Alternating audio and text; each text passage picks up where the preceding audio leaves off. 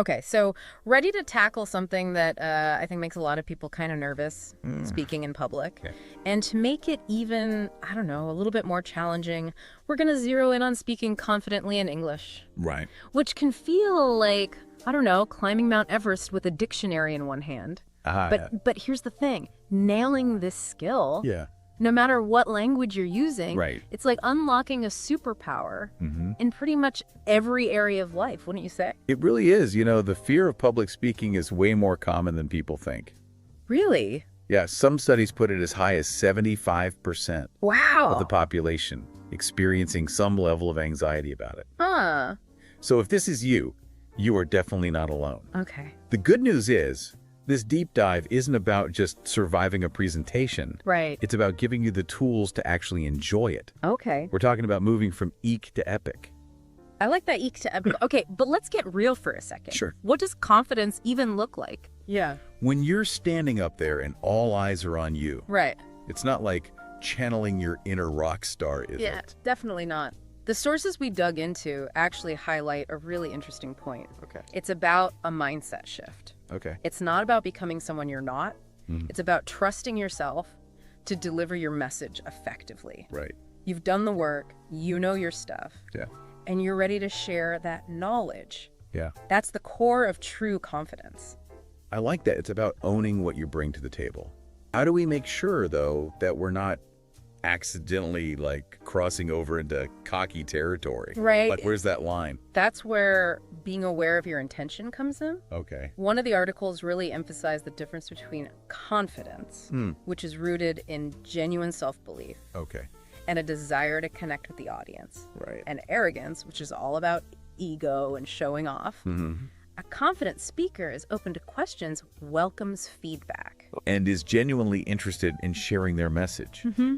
Arrogance closes off those connections. So it's about focusing outward, not inward, on our anxieties. Nice thing. But those pre-speech jitters are real. Oh, yeah. What are some of the most common fears people face? Oh, absolutely. One of the studies we looked at breaks down these anxieties into a few categories. Okay. Fear of messing up, Yeah. fear of not being understood, and the one we probably all have, the fear of completely blanking out up there. Oh, yeah. And these all stem from the same place, Oh, yeah. being judged or rejected. Ouch. Yeah, that blanking out one that's brutal. It is.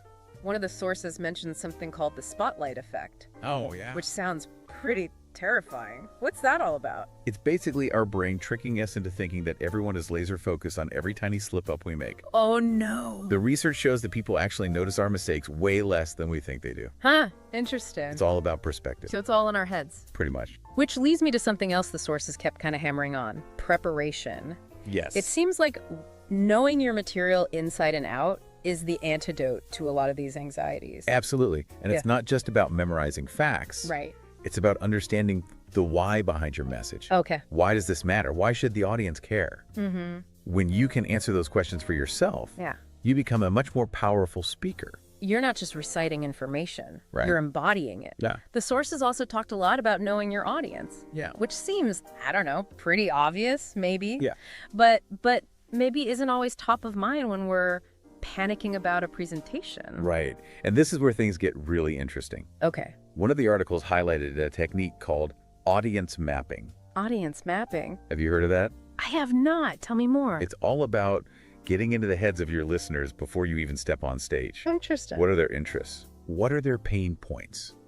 What do they already know about this topic? Mm-hmm. By answering these questions, you can tailor your content to resonate with them on a deeper level. Okay. It's like you're speaking their language. That's so smart. It's about making that connection. Yeah. Building a bridge between what you know and what they need to know. Exactly. But let's be honest. Knowing your stuff and your audience is only part of the equation. Right, Practice is where the rubber meets the road. right, 100%. The sources we have really emphasize that practice isn't just about running through your slides a few times. Okay. It's about active rehearsal, Mm-hmm. experimenting with your delivery, Okay. and even playing around with the way you move and use your voice. Right. It's about finding what feels authentic to you. It makes sense finding your own style within Yeah. the framework of good speaking techniques. But But how much practice is enough? Right. Like, where's the sweet spot? One of the studies we came across actually measured the impact of different types of practice on confidence levels. Okay. And what they found was that the most effective approach was a combination of solitary practice rehearsing alone and feedback-based practice getting input from others. Interesting. So it's not just about clocking in the hours, it's about how you use that time. That makes a lot of sense. Yeah. So it's not just about clocking in the hours, it's about how you use that time. Yeah. That makes a lot of sense. Now, I've got to admit, practicing in front of a mirror or even friends feels a little awkward. Oh, yeah. Are there other ways to make those practice sessions more effective? Yeah. And maybe a little less cringeworthy? Oh, for sure. One of the sources actually recommended recording yourself, video and audio. I know it sounds scary. Yeah. But it's like having a secret weapon for improvement. Okay. You can spot those little habits you might not even realize you're doing. Right. Like fidgeting or saying a million times. It's like having an objective eye on your own performance without the pressure of a live audience. Exactly. That's brilliant. Yeah. And you know what else I found fascinating? One of the articles talked about the power of visualization. Oh, yeah. Is that just a bunch of woo-woo, or is there something to it? I was skeptical too, but apparently it's not just for Olympic athletes. Right. There's actual research showing that when you vividly imagine yourself giving a killer presentation, your brain starts to wire itself for success. Interesting. It's like mental rehearsal for the real deal. So it's about replacing those what if I mess up thoughts with I've got this images. I like that. Right. It's like giving your brain a sneak peek of victory.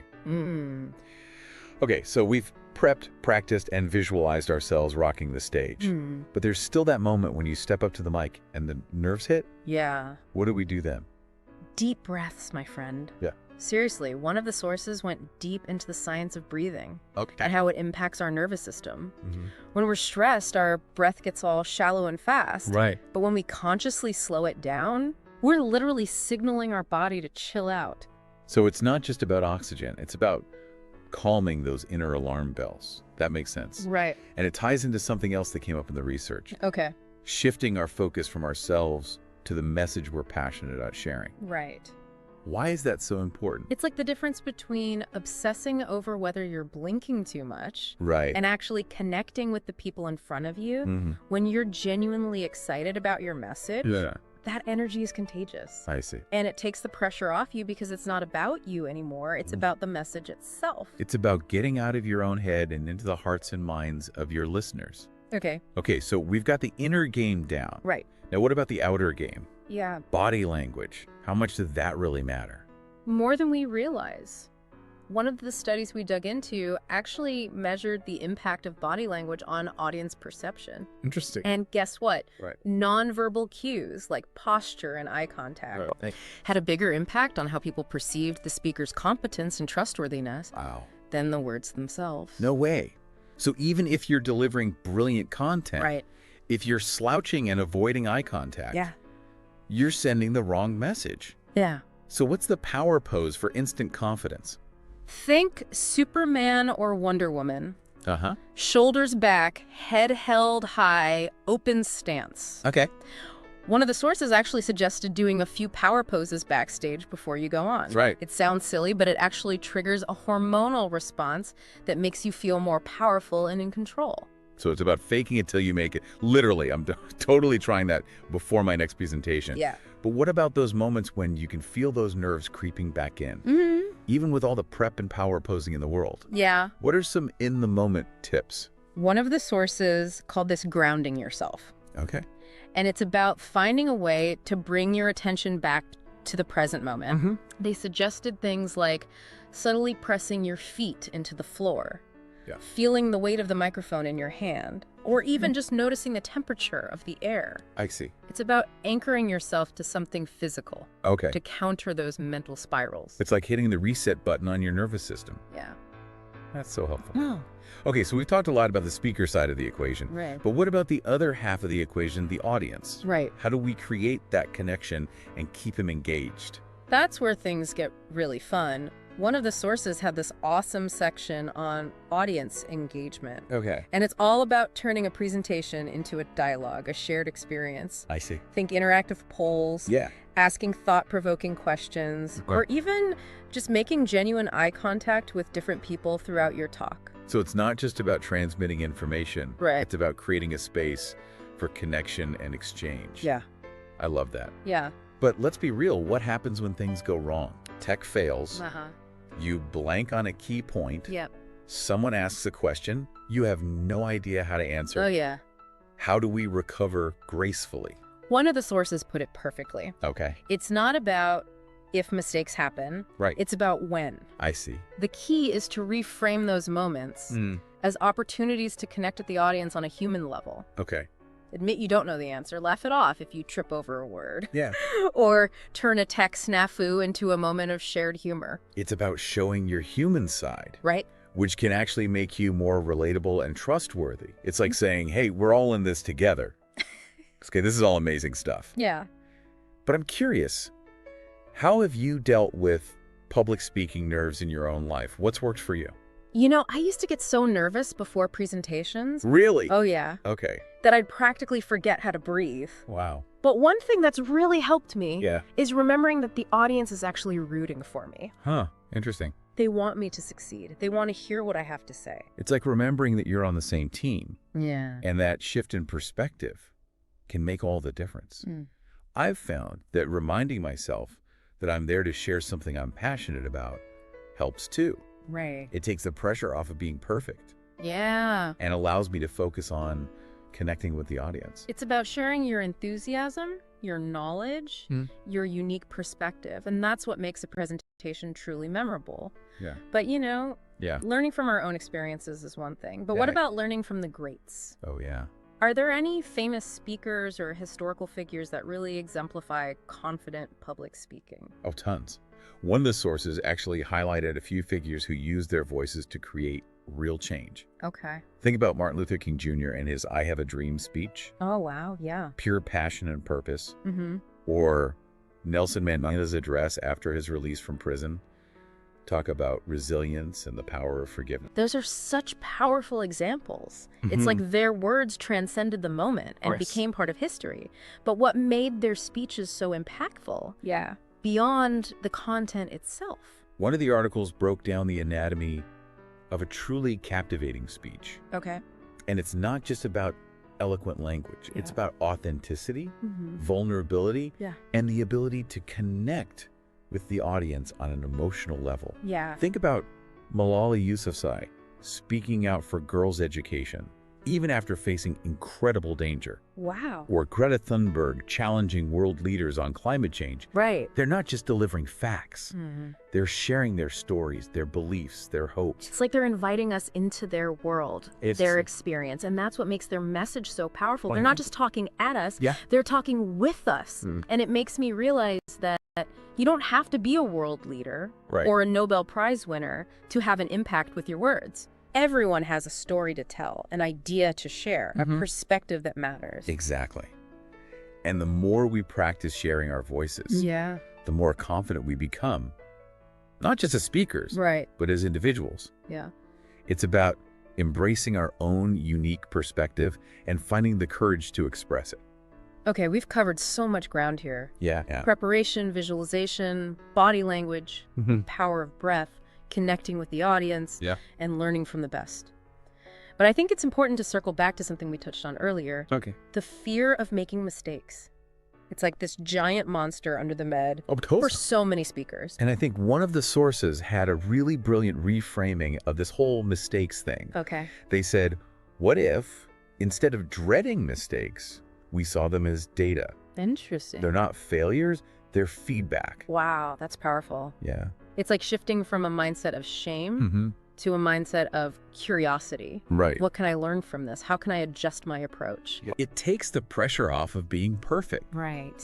and allows us to embrace the learning process. It's about giving ourselves permission to be human, to mess up, and to keep getting better. And I think that ties into the whole idea of progress over perfection. Exactly. But let's get real. Sure. Sometimes those nerves hit hard right in the moment. Yeah. Any quick tips to boost confidence on the fly? Oh, absolutely. Hmm.